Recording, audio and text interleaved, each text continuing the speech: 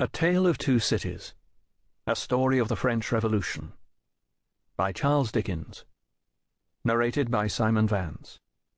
This unabridged audiobook was produced in the year 2008 by Tantor Media Incorporated, which holds the copyright thereto. Part 1. Book the First. Recalled to Life. Chapter 1. The Period. It was the best of times. It was the worst of times. It was the age of wisdom. It was the age of foolishness. It was the epoch of belief. It was the epoch of incredulity. It was the season of light. It was the season of darkness. It was the spring of hope. It was the winter of despair. We had everything before us. We had nothing before us. We were all going direct to heaven. We were all going direct the other way. In short, the period was so far like the present period that some of its noisiest authorities insisted on its being received for good or for evil in the superlative degree of comparison only. There were a king with a large jaw and a queen with a plain face on the throne of England. There were a king with a large jaw and a queen with a fair face on the throne of France. In both countries it was clearer than crystal to the lords of the state preserves of loaves and fishes that things in general were settled forever. It was the year of our Lord 1775. Spiritual revelations were conceded to England at that favoured period as at this.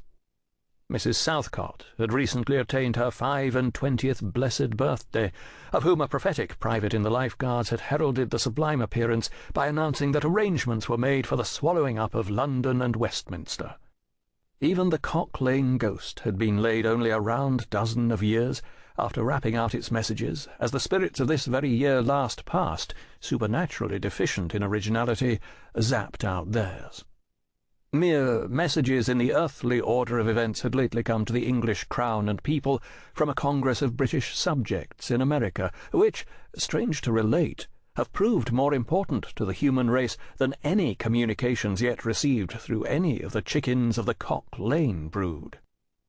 France, less favoured on the whole as to matters spiritual than her sister of the shield and trident, rolled with exceeding smoothness downhill, making paper money and spending it. Under the guidance of her Christian pastors, she entertained herself besides with such humane achievements as sentencing a youth to have his hands cut off, his tongue torn out with pincers, and his body burned alive, because he had not kneeled down in the rain to do honour to a dirty procession of monks which passed within his view at a distance of some 50 or 60 yards. It is likely enough that, rooted in the woods of France and Norway, there were growing trees when that sufferer was put to death, already marked by the woodman Fate to come down and be sawn into boards to make a certain movable framework with a sack and a knife in it, terrible in history. It is likely enough that in the rough outhouses of some tillers of the heavy lands adjacent to Paris there were sheltered from the weather that very day rude carts bespattered with rustic mire, snuffed about by pigs and roosted in by poultry, which the farmer, Death, had already set apart to be his tumbrils of the Revolution.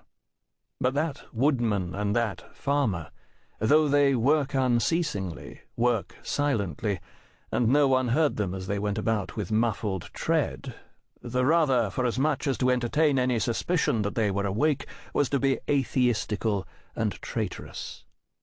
In England there was scarcely an amount of order and protection to justify much national boasting. Daring burglaries by armed men and highway robberies took place in the capital itself every night. Families were publicly cautioned not to go out of town without removing their furniture to upholsterers' warehouses for security.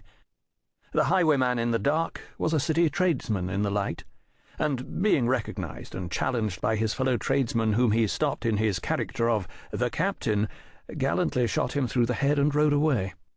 The mail was waylaid by 7 robbers, and the guard shot 3 dead, and then got shot dead himself by the other 4, in consequence of the failure of his ammunition, after which the mail was robbed in peace. That magnificent potentate, the Lord Mayor of London,